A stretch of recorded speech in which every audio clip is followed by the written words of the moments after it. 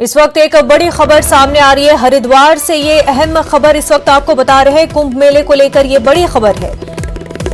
निरंजनी अखाड़े ने की कुंभ के इख्तिताम का ऐलान। अखाड़े के सेक्रेटरी महंत रविंद्र पुरी ने यह ऐलान किया है। कहा कोरोना की बढ़ती वबा को देखते हुए अखाड़े ने यह फैसला लिया है। 17 अप्रैल को निरंजनी अखाड़ा कुंभ मेले का इख्तिताम करेगा। साधु संतों भक्तों में कोविड के बढ़ते मामलों पर यह फैसला लिया गया है। दीगर अखाड़ों को भी मेले खत्म करने की अपील की गई है। आपको बता दें कि कुंभ में लाखों की तादाद में अकीदतमंद पहुंच रहे हैं, वहां पर मौजूद है और कोरोना वबा के चलते इतने लोगों का एक साथ जमा होना काफी तशवीशनाक है। और इसी को चलते हुए जो अहम खबर इस वक्त सामने आ रही है, निरंजनी अखाड़े ने कुंभ के इख्तिताम का ऐलान किया है। अखाड़े के सेक्रेटरी महंत रविंद्र पुरी ने ऐलान किया है। उन्होंने कहा है कि कोरोना की बढ़ती वबा को देखते हुए अखाड़े ने यह फैसला लिया है। 17 अप्रैल को निरंजनी अखाड़ा कुंभ मेले का इख्तिताम करेगा। साधु संतों भक्तों में कोविड के बढ़ते मामलों पर यह फैसला लिया गया है। साथ ही साथ दीगर अखाड़ों को भी मेले खत्म करने की अपील की गई है। लाखों की तादाद में अकीदतमंद कुंभ में मौजूद है, स्नान किया जाता है। ऐसे में जब पूरा मुल्क कोरोना से जूझ रहा है, हर दिन रिकॉर्ड तोड़ कोरोना के केसेस सामने आ रहे हैं, उसी बीच निरंजनी अखाड़े ने कुंभ के इख्तिताम का ऐलान कर दिया है। 17 अप्रैल को निरंजनी अखाड़ा कुंभ मेले का इख्तिताम करेगा। साथ ही साथ दीगर अखाड़ों को भी मेले खत्म करने की अपील की गई है।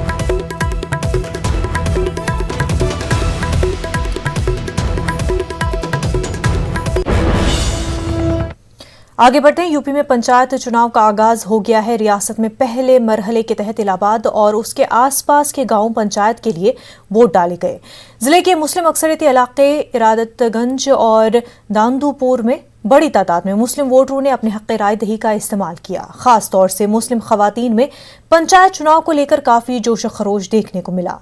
माह रमजान और कोरोना महामारी के बावजूद पंचायत चुनाव के लिए बड़ी तादाद में वोटर अपने घरों से बाहर निकले। ज्यादातर वोटरों का कहना था कि कोरोना गाइडलाइन की पाबंदी करते हुए उनको वोट डालने में किसी तरह की कोई दुश्वारी नहीं पेश आई। पहले मरहले के पंचायत चुनाव में तकरीबन 50% वोटरों ने अपने हक राय दही का इस्तेमाल किया। जी देखिए, यहाँ मतलब भाई ग्राम पंचायत का चुनाव है, उसमें आदमी को बढ़ चढ़ हिस्सा लेना चाहिए। सरकार ने कोविड लाइन का जो पालन दिया है उसको स्वेच्छा के साथ सबको पालन करना चाहिए। भाई मास्क लगा के चलिए, सैनिटाइजर है और उसके अलावा दूरी का पालन करिए। हम पहली बार वोट डालने आए हैं, हमको बहुत अच्छा लग रहा है और कोरोना की वजह से हम लोग मास्क लगा के हाथ में सैनिटाइजर लगा के वोट डालने आए हैं। बहुत अच्छा लग रहा है, पहली बार वोट दिया है हमने। और आज इस कोरोना पैंडेमिक में मैं वोट डालने आई हूँ। पहले तो मुझे थोड़ा सा मुश्किल लग रहा था कि हम वोट कैसे डालेंगे, लेकिन क्या बोलते हैं, जब हम आए यहाँ पे सरकार ने, हमारे पुलिस ने, हमारे सभी लोगों ने इतने अच्छे से सोशल डिस्टेंसिंग का पालन किया है और इस चुनाव को बहुत अच्छे से संचालन कर रहे हैं। बहुत ही शांतिपूर्वक हर चीज़ें हो रही हैं और हमने बहुत ही अच्छे से अपने ग्राम पंचायत को, अपने ग्राम प्रधान को वोट दिया। क्षेत्र पंचायत से हमने जिसको हमें सही लगा हमने उनको वोट दिया और जिला पंचायत सदस्य का जो चुनाव था हमने जिला पंचायत के सदस्य को भी वोट दिया और क्या बोलते मेंबर का भी था, हमने उनको भी वोट दिया। और क्या बोलते हैं, यूपी में पहले मरहले के पंचायत चुनाव के दौरान बड़े पैमाने पर बूथ कैप्चरिंग और बोगस वोटिंग की शिकायत सामने आई है। इलाहाबाद की मेजा तहसील और इरादतगंज के बाद पोलिंग बूथों पर बोगस वोट डालने और जबरदस्ती बूथ पर कब्जा करने की शिकायत मिली है। बूथों पर बोगस वोटिंग के चलते मकामी वोटरों ने जबरदस्त एहतजाज किया। उनका कहना था कि गांव के दबंग अनासिर उनको वोट डालने से रोक रहे हैं। मकामी लोगों के हंगामे के बाद इलेक्शन कमीशन ने इलाके में पुलिस फोर्स तैनात कर दी है। लोगों का मुतालबा है कि इन बूथों पर दोबारा चुनाव कराया जाए।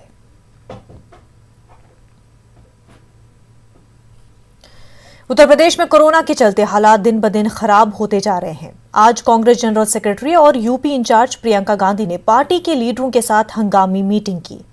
इस दौरान प्रियंका गांधी ने कोरोना से मुतल्लिक फीडबैक लिया और कहा कि पार्टी अपने तौर पर जितना कर सकती है लोगों की मदद करे। प्रियंका गांधी ने इस दौरान योगी हुकूमत और उनकी पॉलिसियों को तनकीद का निशाना बनाया। उत्तर प्रदेश में जो अभी कोरोना की वजह से जो परिस्थितियां बन रही हैं वो बहुत ही ज्यादा खराब हैं। और मैं कुछ मीडिया के लोगों से भी बात कर रही थी और जो इन्फॉर्मेशन हमें मिल रही है हर जगह से वो यही है कि स्थिति बहुत बिगड़ रही है। और मैं चाह रही थी कि हम एक तो हमें ब्रीफिंग मिले हर अपने अपने एरिया से कि क्या हो रहा है, ताकि हम पूरी तरह से समझ पाए कि सिचुएशन क्या है, और फिर उसके लिए हम एज अ पार्टी और सबसे मतलब रिस्पॉन्सिबल जो ऑपोजिशन की पार्टी है उस लिहाज से फिर हम आगे कौन से कदम ले सकते हैं। एक तो जनता के लिए सपोर्ट करने के लिए इन परिस्थितियों में कि हम किस तरह से मदद कर सकते हैं, किस तरह से हम सपोर्ट कर सकते हैं, और दूसरा कि जो सरकार के फेलियर जैसे कुछ तो शॉकिंग चीजें हैं, जैसे प्राइवेट लैब्स को अभी भी टेस्टिंग की इजाजत नहीं है। तो मतलब इन परिस्थितियों में भी कहीं आप जाकर और हॉस्पिटल के एडमिशन के लिए आपको सीएमओ से लेटर चाहिए। तो इस तरह की अजीब अजीब चीजें जो सरकार जिस तरह के रूल्स बना रही है, जिससे लोगों पर और भी एक्चुअली दुगना आक्रमण है। एक तो कोरोना का आक्रमण है, दूसरा सरकार की तरफ से आक्रमण है। सरकार समर्थन करने के बजाय, मदद करने के बजाय और समस्याओं को सुलझाने के बजाय और कोरोना इन्फेक्शन के मरीजों की तादाद में हो रहे बेतहाशा इजाफे ने खास तौर पर सरकारी मेडिकल सिस्टम पर दबाव बढ़ा दिया है। होम आइसोलेशन वाले मरीजों से अलग अस्पताल में दाखिल हो रहे हैं। कोविड मरीजों के लिए बेड, ऑक्सीजन और वेंटिलेटर की सहूलियत को यकीनी बनाना बड़ा चैलेंज साबित हो रहा है। उत्तर प्रदेश में भी कोरोना इन्फेक्शन के सीरियस मरीजों की तादाद में गैर मामूली इजाफे के बाद अस्पतालों के कोविड सेंटरों में बेड की तादाद बढ़ाने के साथ ऑक्सीजन और वेंटिलेटर की दस्तयाबी को यकीनी बनाने के अहकाम जारी हो चुके हैं। मेरठ मेडिकल कॉलेज में भी जरूरत के मुताबिक कोविड वार्ड में बेड की तादाद में इजाफा किया जा रहा है। लाला लाजपत राय मेडिकल कॉलेज इंतजामिया के अलावा रुकन पार्लियामेंट राजेंद्र अग्रवाल ने भी जरूरत के मुताबिक सभी सहूलियात दस्तयाब होने की यकीन दहानी कराई है। 250 टोटल बेड चला रहे हैं। 250 में हमारे 110 आईसीयू बेड हैं, जिन पे ऑक्सीजन और जो लॉजिस्टिक्स पूरी हमारे पास उपलब्ध है। हमारे पास ऑक्सीजन 48 आवर के लिए है बैकअप। हमारे पास 48 आवर का बैकअप ऑक्सीजन हमेशा है। हमारे पास जो ऑक्सीजन सिलेंडर हैं वो भी पर्याप्त मात्रा में हैं। और इस समय वर्तमान में जो हमको निर्देश मिले हैं, आईसीयू हमें 150 बेड तक और पूरा जो कोविड हॉस्पिटल 400 बेड तक का बढ़ाए जाने के निर्देश मिले हैं, उस पर हम लोग कार्य कर रहे हैं। तो इस हफ्ते में हम उसको 400 बेड तक कर लेंगे और 150 आईसीयू बेड हम कर लेंगे। वेंटिलेटर्स हमारे पास पूरे हॉस्पिटल में हमारे पास 135 वेंटिलेटर हैं और जो वेंटिलेटर्स और जो और लॉजिस्टिक हैं उनकी हमारे पास उपलब्धता है, उसकी कोई कमी नहीं है। कि सरकार ने खूब व्यवस्थाएं की हैं, हॉस्पिटल की क्षमता बढ़ाई है, बेड्स बढ़ाए हैं, सब चीज़ें की हैं, लेकिन इसके बाद भी हमारी जो सारी चिकित्सा व्यवस्था है उसके ऊपर दबाव बढ़ रहा है। आप सावधानी बरतेंगे, आप स्वयं सुरक्षित भी रहेंगे और इस व्यवस्था पर दबाव भी कम बनेगा। मेरठ में पूरी आपूर्ति है और माननीय मुख्यमंत्री जी स्वयं उसकी मॉनिटरिंग कर रहे हैं। आपने देखा भी होगा कि राशि की कोई कमी नहीं है। 100 करोड़ रुपए अभी जारी किए विभिन्न मेडिकल कॉलेजेस के लिए, यहाँ भी कोई समस्या नहीं है। लेकिन हाँ, बहुत चुनौती भरे वातावरण के अंदर सब लोग काम कर रहे हैं। मैं उनका अभिनंदन भी करता हूं और बार बार जन सहयोग की अपील करता हूं। जन सहभागिता के बिना इतने बड़े संकट को पार नहीं पाया जा सकता। मेरठ हापुड़ सीट से रुकने पार्लियामेंट राजेंद्र अग्रवाल ने आज कोरोना वैक्सीन की अपनी दूसरी डोज लगवाई। लाला लाजपत राय मेडिकल कॉलेज के कोविड वैक्सीनेशन सेंटर पहुंचकर रुकने पार्लियामेंट राजेंद्र अग्रवाल ने वैक्सीन लगवाने के बाद लोगों से वैक्सीन लगवाने की अपील भी की। राजेंद्र अग्रवाल ने बताया कि जिले के सभी कोविड वैक्सीनेशन सेंटरों पर वैक्सीन की कोई कमी नहीं है। राजेंद्र अग्रवाल ने कोरोना इन्फेक्शन के तेजी से बढ़ते मामलों के बावजूद लापरवाही बरतने वालों को इन्फेक्शन के जानलेवा खतरे से आगाह किया और एहतियाती तदाबीर पर सख्ती से अमल करने की अपील की। बात है कि वैक्सीनेशन जरूर कराएं। 45 वर्ष या उससे अधिक आयु के हमारे जितने भी नागरिक हैं वो वैक्सीनेशन जरूर कराएं। 11 अप्रैल से 14 अप्रैल तक एक विशेष अभियान लिया गया था टीका उत्सव के रूप में, परंतु अभी भी निरंतर इस वैक्सीनेशन की ज़रूरत है। अपने पड़ोसियों का और भी जो लोग हैं, परिचित लोग हैं, जिनकी आयु 45 साल से अधिक है, उनका वैक्सीनेशन जरूर कराना चाहिए। और वैक्सीनेशन से किसी भी प्रकार की आशंका रखने की ज़रूरत नहीं है। ये वैक्सीन सर्वाधिक सुरक्षित है। और दूसरी बात, वैक्सीन की पूरी आपूर्ति है, कोई कमी नहीं है। किसी प्रकार की शंका ना करें, आएँ, निकटस्थ जो उनका PHC है जहाँ टीकाकरण हो रहा है वहाँ पर वो पहुँचें और वैक्सीनेशन कराएं। दूसरी बात मैं ये कहना चाहता हूँ कि देखिए, सावधानियाँ बरतने में हम लापरवाही कर रहे हैं। वैक्सीन तो उपाय है, परंतु यदि हम मास्क लगाते हैं, दूरी बना करके रखते हैं, हम हाथों को धोते रहते हैं, भीड़ वाले स्थानों पर हम जाएं नहीं, यदि ये सावधानी पहले बरतते आए हैं, इनमें लापरवाही हो रही है। मैं कई बार देखता हूँ मास्क या तो लगाया नहीं है लोगों ने, लगाया तो नाक के नीचे रखा हुआ है। मास्क को लगाएं और मास्क को ठीक प्रकार से लगाएं। ये जो सुरक्षा के उपाय हैं हमारे, ये सर्वाधिक कारगर हैं, इसमें लापरवाही नहीं होनी चाहिए। यूपी के अलीगढ़ में भी बढ़ रहे कोरोना के मामलों की चेन को तोड़ने के लिए अलीगढ़ के DM चंद्रभूषण सिंह ने शहर को खोलने का नया शेड्यूल जारी किया है, जिसमें जिम, स्विमिंग पूल और पार्कों को बंद करने का फैसला लिया गया है। वहीं शहर में फल, सब्जी, किराना और दूध दही की दुकानों को 2 शिफ्टों में खोलने के अहकाम दिए गए हैं। वहीं दीगर सभी बाजार के भी खुलने का वक्त मुकर्रर किया गया है। DM अलीगढ़ का कहना है कि तेजी से बढ़ रहे कोरोना को रोकने के लिए जरूरी है कि लोग हुकूमत का ताउन करें और गैर जरूरी घरों से बाहर न निकलें। कोई लॉकडाउन है ना तो कोई कर्फ्यू वाली स्थिति है। हमने एक रेगुलेशन अपने शहर में किया है। जो शहर में एकदम से भीड़ ज़्यादा रहती है तो लोगों से, व्यापारिक संगठनों से, औद्योगिक संगठनों से, सारे स्टेक होल्डर से बात करके हमने डिसीजन लिया है कि फल, सब्जी और किराना की दुकानें, जिनकी ज़्यादातर आवश्यकता तो या तो सुबह के समय होती है या शाम के समय होती है, तो हमने उनको 2 चरणों में खोलने का निर्णय लिया, सुबह 6 बजे से 11 बजे तक और शाम को 5 बजे से 8 बजे तक, क्योंकि इसी समय में ज़्यादातर लोग दूध, फल, सब्जी या फिर किराना के सामान की ज़रूरत उनको होती है। इस बीच में खुलेंगे और शेष अवधि में ये दुकानें बंद रहेंगी। और बाकी शेष बाज़ार को हमने 11 बजे से, क्योंकि नॉर्मली वो 10 बजे, साढ़े 10 बजे खुलते हैं और 8-9 बजे तक रात को खुलते हैं, उनको थोड़ा सा रेगुलेट करके हमने 11 बजे से 8 बजे तक किया है कि इस बीच में वो अपनी दुकानें खोलेंगे और 8 बजे वो बंद कर देंगे। रेस्टोरेंट और बार, इनका समय 12 बजे से 12 बजे तक है, उनको हमने थोड़ा सा रेगुलेट किया है कि वो 11 बजे से खुलेंगे तो शाम को 9 बजे वो बंद हो जाएंगे। बाकी सामान्य होटल वो खुले रहेंगे, उन पर कोई पाबंदी नहीं है। शराब की दुकानें जो सरकार के आदेश के हिसाब से 10 बजे से रात 10 बजे तक वो खुली रहेंगी।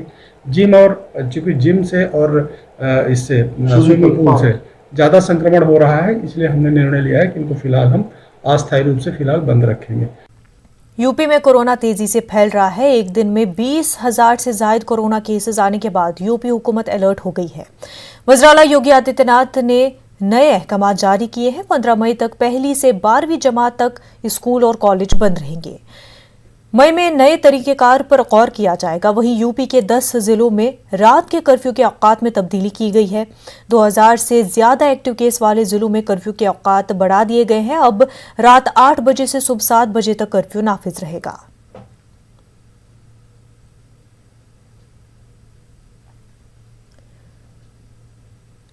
सहारनपुर के जाने माने उर्दू हिंदी के शायर राजेंद्र राजन की बीती शब कोरोना से मौत हो गई है।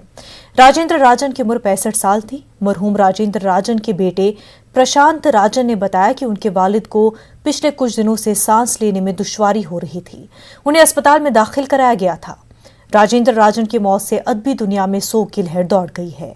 फनकारों ने राजेंद्र राजन के इंतकाल पर रंजो गम का इजहार किया है। शायर राजेंद्र राजन कई किताबों के मुसन्निफ भी हैं। मशहूर आलिम-ए-दीन मौलाना वहीदुद्दीन खान की हालत ठीक नहीं है। काफी दिनों से वो बीमार चल रहे हैं। दिल्ली के अपोलो अस्पताल के ICU में एडमिट किया गया है। कोरोना पॉजिटिव पाए जाने के बाद उन्हें अस्पताल में दाखिल कराया गया। मौलाना वहीदुद्दीन खान को प्लाज्मा भी दिया गया।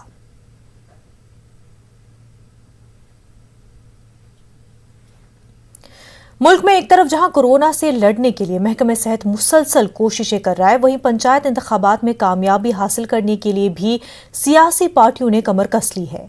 आज बहुजन समाज पार्टी के कारकुनान और लीडरान का एक मुज़ाकरा मुनक्किद हुआ, जिसमें यूपी में चल रहे पंचायत इंतखाबात में कामयाबी हासिल करने के लिए गौर-ए-ख़ौज़ भी किया गया। अलीगढ़ की सभी रुकने पंचायत की सीटों पर कामयाबी हासिल करने के लिए लीडरान मुतहरिक हो गए हैं। जिला सदर रतनदीप सिंह ने बताया कि साल गुज़िश्ता की तरह इस साल भी जिला पंचायत की कुर्सी पर बहुजन समाज पार्टी का ही कब्जा होगा। बहुजन समाज पार्टी हर तरीके से पिछली बार की भांति, पिछले 3 बार की भांति इस बार भी जिला पंचायत अध्यक्ष की कुर्सी जीतने के लिए पूरी तरीके से तैयार है। पहले की तरह इस बार भी ज़्यादा से ज़्यादा सदस्य जीतकर इस बार अध्यक्ष की कुर्सी पर बहुजन समाज पार्टी का कब्जा होगा। किस तरह के प्रत्याशी सर मैदान में होंगे, आपकी क्या भूमिका? बहुजन समाज पार्टी से जो सामाजिक भाईचारे के हिसाब से सभी जाति धर्म के योग्य उम्मीदवारों को, जो विश्वसनीय लोग हैं, जो लगातार समाज में और पूरे क्षेत्र में काम करते हैं, ऐसे लोगों को पार्टी मौका देगी और सदस्य बनाकर अध्यक्ष बनाने। अलीगढ़ में रेलवे क्रॉसिंग के गेट नंबर 85 पर 4 साल कबल पुल बनाने का काम शुरू हुआ था, लेकिन आज तक ये काम इल्तवा में पड़ा हुआ है। आलम यह है कि ये रास्ता अलीगढ़ मुस्लिम यूनिवर्सिटी के अकामती हॉल और शोबे कानून को जोड़ने के साथ ही 2 असेंबली हकों को भी जोड़ता है, लेकिन रेलवे की जानिब से पुल बनाने का काम मुकम्मल हो जाने के बाद अब सूबाई सतह से ये काम नहीं हो पा रहा है। इलाके के बाशिंदगान अपने बुनियादी हकूक के फुकदान के चलते अब सड़कों पर उतरने को मजबूर हो गए हैं। आज कांग्रेस के लीडर आगा मोहम्मद यूनिस की क़यादत में अवाम ने एहतजाजी मुजाहरा करते हुए मुतालबा किया कि जल्द अज जल्द हुकूमत इस जानिब तवज्जो दे और पुल की तामीरात के काम को मुकम्मल कराए, बसूरत दीगर अवाम तहरीक चलाने पर मजबूर होंगे। इलाके की खवातीन का कहना है कि पुल बनने की वजह से रास्ता भी 4 साल से बंद पड़ा है और इस रास्ते पर गैर समाजी अनासिर का कब्जा हो गया है, जिसके सबब आए दिन लड़कियों के साथ छेड़छाड़ और मोबाइल लूट की वारदातें भी हो रही हैं। कि रेलवे गेट नंबर 85 पर एक फ्लाईओवर बनाने के नाम पर लगभग 4 साल से रास्ता रेलवे के जरिए जो चलता था फाटक के जरिए उसको बंद कर दिया गया और वो फ्लाईओवर अधर कचरे में पड़ा हुआ है। रेलवे विभाग ने कछुआ गति से 2 साल पहले अपना ऊपर का हिस्सा, पटरी के ऊपर का हिस्सा बनाया। अब जब स्लोप बनाने की बारी आई, जो उत्तर प्रदेश सेतु निगम को बनाना था उसने नहीं बनाया। अब तक 2 साल बीत गए, काम भी नहीं शुरू हुआ और वैकल्पिक रास्ता जो रेलवे फाटक का था वो भी बंद पड़ा है। यानी 4 साल से लोगों को कब्रिस्तान, मरघट, 2 विधानसभाओं को जोड़ने का रास्ता, बरौली विधानसभा से कोल विधानसभा, 2 राष्ट्रीय राजमार्ग को जोड़ने वाला रास्ता और यहाँ की तमाम हजारों आबादी बुरी तरह से प्रभावित हुई है। अच्छी तरह से स्कूल जा पाएंगे और फिर ये जो पुल बनने से यहाँ पर जो गुंडा तत्व है वो खड़े रहते हैं, आए दिन लड़कियों से मोबाइल छीनते हैं, छेड़छाड़ करते हैं। तो अगर ये रास्ता खुल जाता है तो इस प्रॉब्लम से हमें निजात मिलेगी। इसको 4 साल हो गए। रखें जो रेलवे लाइन के, आप जाके वहाँ मायना करिए क्योंकि बहुत परेशानी हो रही है। बिल्कुल रास्ता बंद कर रखा रेलवे, ना तो बनाता है ना उसको रास्ता दे रहा है। कम से कम रास्ता तो दे दे। बहन बेटियों को इतना छेड़खानी होती है, आए दिन मोबाइल होते हैं, मोबाइल छीन लेते हैं लड़कियों के, उसकी इज्जत आबरू का। हमें सिर्फ रास्ता चाहिए, जिन्हें कि हमें अपनी इज्जत का भी डर है, अपनी जान का भी खतरा है। इसलिए कि रास्ता खुल जाए यहाँ से, कि रास्ता हमें वहाँ जाने के लिए चाहिए सीधा। जब मेडिकल जाना होता है तो परेशानी होती है बहुत। और अगर रात में हम आते हैं तो लोग बदतमीजी करते खड़े होते, बदमाश टाइप के, मोबाइल कितने छीन गए यहाँ से। ये परेशानी।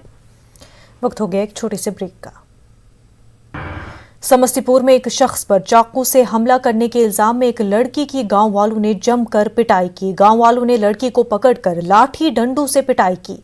मौके पर पहुंची पुलिस ने लड़की की जान बचाई और 3 अफराद को हिरासत में लिया। जिस वक्त लड़की की पिटाई हो रही थी वहां पर सैकड़ों अफराद मौजूद थे, लेकिन कोई मदद के लिए आगे नहीं आया। जब पुलिस मौके पर पहुंची तो ये लोग पुलिस से भी उलझ पड़े।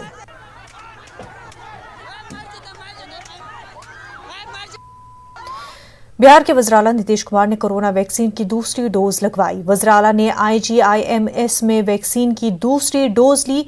वज़ीर-ए-आला के साथ दोनों नायब वज़ीर-ए-आला ने भी टीका लगवाया। नीतीश कुमार ने 1 मार्च को पहला टीका लगवाया था।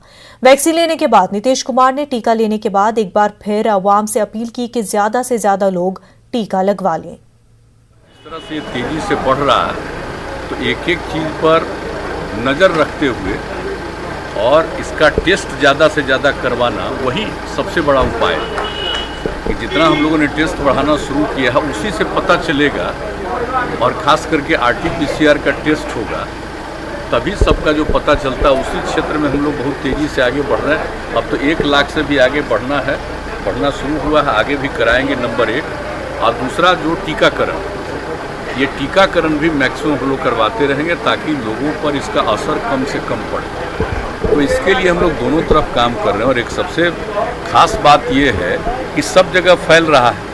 तो आप जानते हैं कि हर राज्य के लोग दूसरे राज्यों में जाते हैं, रहते हैं, काम करते हैं, तो अपने यहाँ के लोग भी जाते हैं। तो अब वैसे लोग जो कहीं दूसरी जगह काम अब उनको दिक्कत हो रही है तो लौटते हैं।